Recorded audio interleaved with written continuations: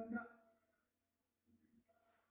Lagué, qui était bien lancé, gardé par Gaël Kafonga. The Rwanda would definitely have been in a hurry because they didn't score.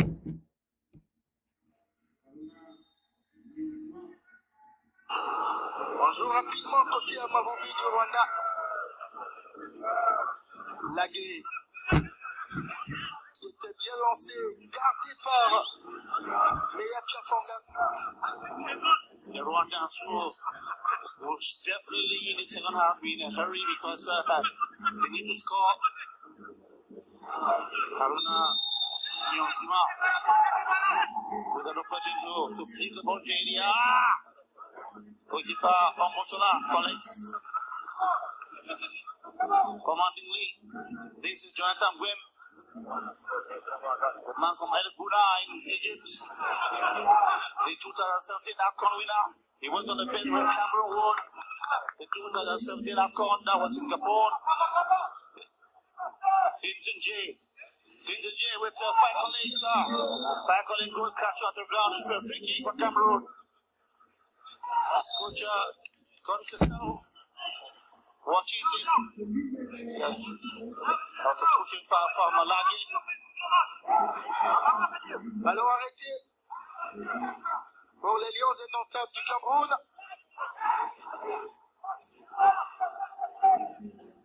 C'est Pierre Koundé Ballon qui va se charger de botter ce ballon.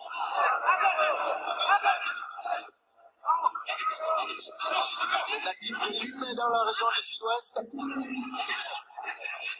Je vais passer par Bestar de Limay. C'est devant.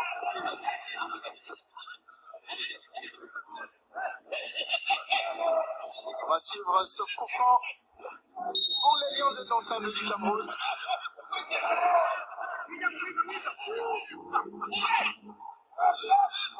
Le tir se lève et c'est dans la niche.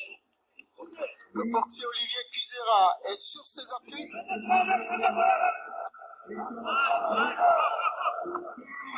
Fine play from Momin Gamalo who had to crisscross the field. They can't get Momin Gamalo with Zambangisa, Vesa Bouaka, Loketsa, Frank Collins Gorana, the man who plays for Youth Sport Jongola, Janakwan Sports Academy. And the ball is back to goalkeeper Mosola. Mosola plays with Paola Bata. This is Jonathan Ben. Put on the orbiter. The cross to the area. That was a fire one there. Lord, oh my word. We tried something. Jake didn't try something. But that was against the Indian Army. That was passed in 2014 on his first appearance, and then a few days afterwards, scored 2 goals against Côte d'Ivoire in Yaoundé, when Cameroon beat Côte d'Ivoire 4-1. Then they were calling him, they were liking him to Samuel Eto'o because Clinton J came in with a lot of promise. It is true that he has dropped a little bit in form, but he's picking up in Dynamo Moscow.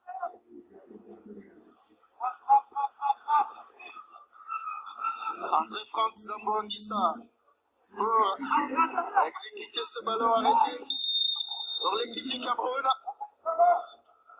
Il choisit de jouer pour Mike Collins Ngoran, Clinton J. Zambouangissa. Il cherche un partenaire.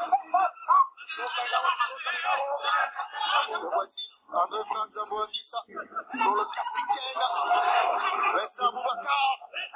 Attention. Haruna pour l'équipe des Amavubi. Il y a un petit accrochage.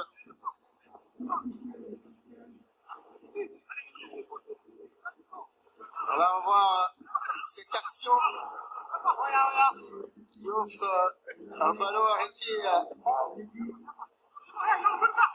au Rwandais.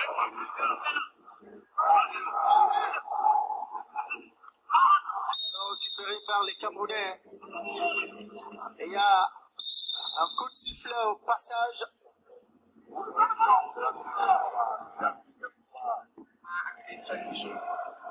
Un pied un tout petit peu élevé.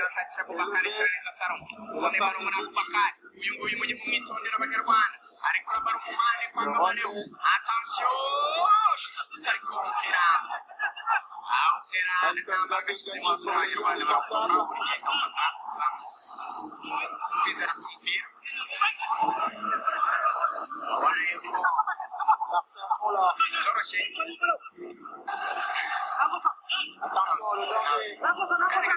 le camp des guêpes. Elle est faible, la frappe. I think he had something better to do with that ball. Because there was Claro legs blocking. Vision there.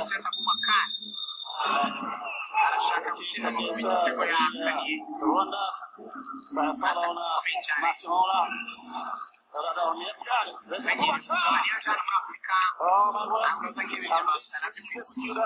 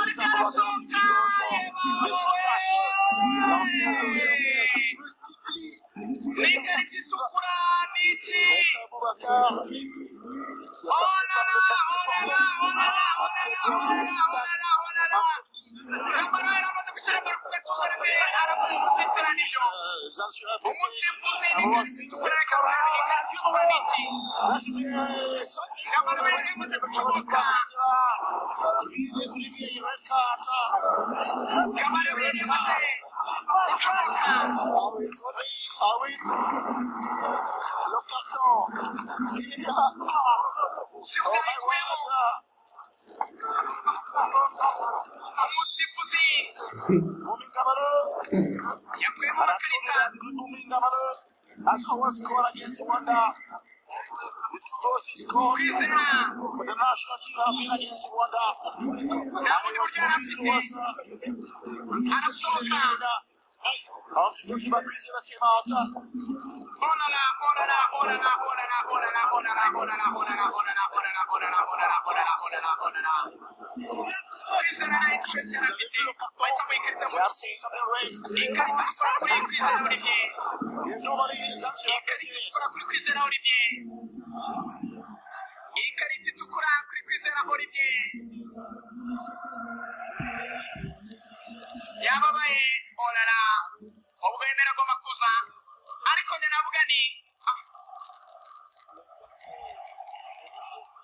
saba abanyarwanda muri kumva radio wani muri kuganira mbona mu magroupe nani abari kumutumwa n'ibindi ntabwo warenganya Olivier. Yes, ni karita bonyara nayo ibonye kuri match ya Mozambique. Amini ya muri cyane kuri match ya Mali. Ariko mwimurenganya kuko na Inshwayera afite yasohotse mu muzamu ushaka kugira ngo barayikora kuko ayibonaga ko ngamare yagiye kwikuramo naya motsikayisa ku gatuza cyari igitego arasohoka nyine ashaka kwitabara tayari ahora n'umukinnyi bahita mu ikarita itukura yarari inyuma y'urugo rw'amahino bari kufa ya Cameroon n'ikarita itukura ku ruhande rw'Amavubi kufa Cameroon na rouge y'Amavubi. Ntekereza yuko ubu ngubu Mozambique na Cape Verde watangira kuvuga yuko aribo bafite amahirwe menshi ntabwo yaba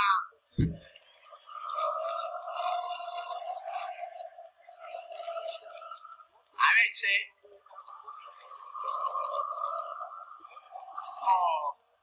Urabona ko bamambwende bacitse intege bigaragara mu maso. Oh la la Kufra Cameroon munota 56 Kufra Cameroon sanye n'ikintu cyitwa igitekerezo cyo kujya mu gikombe cya Afrika mwese yaba Rwanda yaba Mozambique tayari Cape Verde rekame igitego ibyo ngibyo kwisha maneno hapa kwisha maneno Cape Verde rekame igitego kwisha maneno ona yuko kwizera none nubwo abonye kapitoro uje ariko sitiri Cape Verde ibonye igitego kuyiterekamo bibiri byagorana minota isigaye umusore Bertrand ariko iganira n'abakameruni bazava Gauji Kanyarwanda uyu muntu ahubwo kenshi perezida sometimes tujye tunaganira umupira ariko ntidushyiremo ibintu byo gukabya cyane ngo Olivier ngo ndabona abenshi bari gutuka imitusi nawe abanyarwanda tureke gukata izi ni ibintu bisanzwe niyo shuri bisigaye abadefanseri babaciyeho bagomba gukora ikintu usohoka nyine ukareba ko baro wayikuramo n'ibyo kufra Cameroon kandi Cape Verde yanabonye igitego by the way mahirwe yacu n'umunini ari menshi gatandatu rero kufra yanya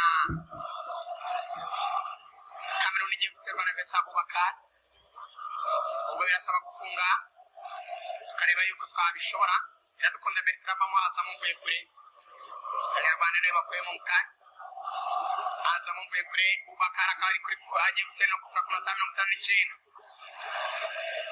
arayitera mwiza umupira utera ukuta bakura mu kagaruka basubira na Vincent Aboubakar gake gake azamura baro rero Cameroon bataka cyane kugenda arenga I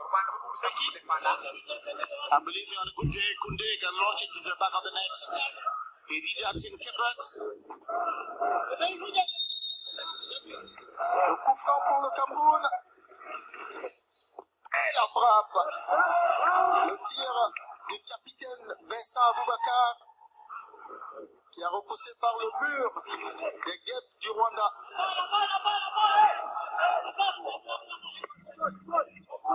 Voilà, le représentant de pour Aaron Niyonzima et ses coéquipiers.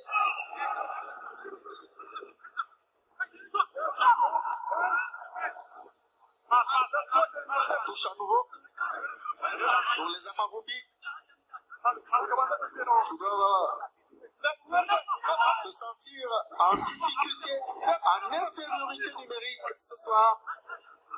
Difficile de manœuvrer cette équipe du Cameroun. Ces lions indomptables à domicile qui ont juré devant le ministre des Sports et de l'Éducation physique hier soir qu'au terme de ce face-à-face, il y aura une victoire. Une victoire camerounaise. Zanzibar, basically, the Rwandans are very daring at the moment. They decided to play with 3 defenders. Cameroon. And then to see whether they can strike Cameroon on the counter. And why not see? We look at the field at the moment. They're trying to do that. Gandhi take the ball forward. This is Zambondissa. Il avale les mètres. On avance côté camerounais. Signé Clinton. Le petit Grigri n'est pas passé.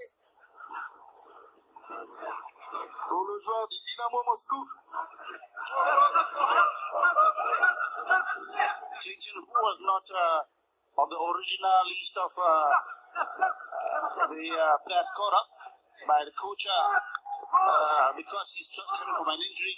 He had to take the decision from the French clubs not to release players for Clinton Jetibakot alongside Gandhi because they were injured and the coach wanted them to rest enough and heal themselves. They have been given positions to the given progressive call-ups and probably shown that why Clinton is not very much himself. On va suivre ce ballon. Et la frappe de Vincent Aboubakar. Elle est détournée par le portier. Les Amaroubi du Rwanda, c'était magnifique. That was a good by the goalkeeper.